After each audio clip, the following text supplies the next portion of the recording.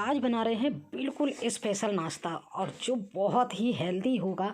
और अक्सर इसको बच्चे खाना पसंद नहीं करते हैं, लेकिन इस तरह से बनाएंगे ना तो बच्चे भर भर के खाएंगे और एक एक फूलेगा। इसकी ये खासियत बात है, एक एक फूली फूली बनेगी। तो चलिए हम बना लेते हैं और इसको बना के तैयार करेंगे हम बथुआ से।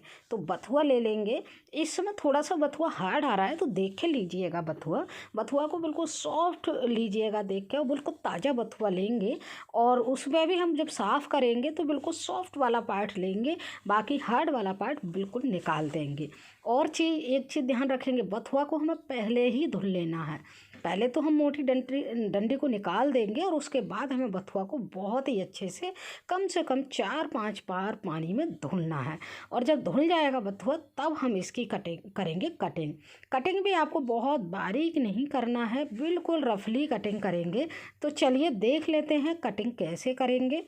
तो चलिए फटाफट से कटिंग कर लेते हैं। हमने एक बार में ये 1 पाव बथुआ लिया था तो हमने वो ले लिया है। फ्रेंड, 1 पाव का मतलब किसके यहाँ क्या बोला जाता है मुझे कमेंट में ज़रूर बताइएगा। तो चलिए हम कर लेते हैं कटिंग। ऐसे ही रफली काटेंगे, बहुत जल्दी कट जाएगा।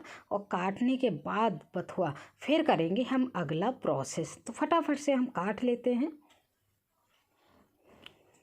और ये नाश्ता पहले कभी खाया है या नहीं खाया है वो भी मुझे कमेंट में ज़रूर बताइएगा। तो चलिए, और बथुआ को आपके यहाँ क्या बोलते हैं तो वो भी कमेंट में लिखिएगा। तो चलिए, हमने बथुआ की इतनी देर में हमने कटिंग कर ली है। और कटिंग करने के बाद अब हमें आगे क्या करना है वो देखेंगे। तो बथुआ का अगर कोई भी मोटा पार्ट रह गया है तो इस तरह से चाकू से कर देंगे तो वो भी कट जाएगा। तो देखिए हमने काटा ना, फटाफट से रफली काट लिया, बिल्कुल भी इसमें टाइम नहीं लगा। अब बथुआ को रख देंगे साइड में और अब चलेंगे हम गैस की तरफ। तो गैस पे हमने क्या किया, एक फैला हुआ तले का एक बर्तन रखना है, मतलब पैन हो पैन रख दीजिए, कढ़ाई है कढ़ाई रख दीजिए। और उसमें ना हमें 1 चम्मच के करीब इसमें ऑयल लगा देना है। तो ऑयल जब अच्छे से गर्म हो जाएगा तो हमें थोड़ी सी अजवाइन डाल देनी है। और अजवाइन के बाद हम यहाँ पे थोड़ा सा चिली फ्लेक्स या कुटी हुई मिर्च का यूज करेंगे तो वो डाल देते हैं। अब ये दोनों चीज़ें डालने के बाद इनको थोड़ा सा रोस्ट कर लेंगे, मतलब भून लेंगे। और भूनने के बाद जो बथुआ लिया है हमने वो इसमें पैन में डाल देना है। अब बथुआ डाल के अब क्या करना है, बथुआ को चला देना है। और चला के इसको एक बार चलाएंगे और एक बार चलाने के बाद फिर हम इसमें डाल देंगे नमक। और बहुत जल्दी आप देखेंगे बथुआ ये सॉफ्ट हो जाएगा। और आगे क्या प्रोसेस करना है तो बने रहिए, वीडियो को देखते रहिए। लास्ट में आपको पता लगेगी किस तरह से क्या क्या चीज़ हमने यूज की है और कैसे बनाया है। तो लास्ट तक देखेंगे तभी आपका नाश्ता अगर ट्राई करेंगे तो बिल्कुल ही परफेक्ट बनेगा। तो चलिए देखिए, बथुआ को हमने बहुत ही अच्छे से मिक्स कर लिया है। अब यहीं पे हम क्या करेंगे, नमक डाल देंगे बथुआ में। नमक को बहुत ध्यान से डालिएगा क्योंकि बथुआ हमारा ना ये जब मतलब उबलता है या पकता है तो बथुआ बहुत क्वांटिटी इसकी कम हो जाती है।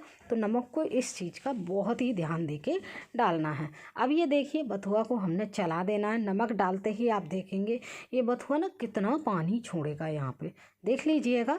और पानी के अकॉर्डिंग ही हमें सारे प्रोसेस करने हैं। तो चलिए, अब ये देखिए पानी आप देख लीजिए कितना छोड़ रखा है, लेकिन फिर भी हमें ना यहाँ पे लगभग आधा मिनट और ढक के पका लेना है। मतलब बथुआ को थोड़ा सा अच्छे से पका लेना है, बथुआ को बिल्कुल ही सॉफ्ट कर लेना है। तो ढक देते हैं और आधे मिनट के बाद चेक करते हैं। देखिए आधा मिनट हो गया है। अब हम बथुआ को फिर से पलट के चेक कर लेते हैं। तो बथुआ बहुत ही अच्छे से हमारा पक गया है, जितना हमें चाहिए था उतना हमने पका लिया है। अब इसमें डालेंगे, एक सीक्रेट है वो मैं बना रही हूँ चावल के आटे से। इससे ये नाश्ता बहुत ही बेहतरीन और बहुत ही टेस्टी बनता है। चूँकि हमने बथुआ डाला है और आगे एक चीज़ और डालेंगे तो ये और भी अच्छा और भी हेल्दी बन जाएगा। तो अभी तो हम इन सारी चीज़ों को यहाँ पे अच्छे से पका लेंगे। गैस को कर देंगे बिल्कुल हल्की।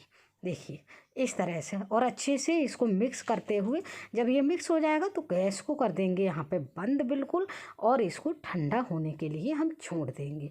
इस तरह से देखिए मिक्स हो जाना चाहिए, पूरा हमारा मिक्स हो गया है। अब इसी स्टेज पे हमें गैस कर देना है बंद, और इसको ठंडा होने के लिए लगभग 10 मिनट के लिए छोड़ देंगे। 10 मिनट में ही ये ठंडा हो जाएगा, और फैलाते हुए छोड़ेंगे, फैलाएंगे तो हमें जल्दी ठंडा हो जाएगा, और इसी पैन में हम छोड़ देंगे इसको।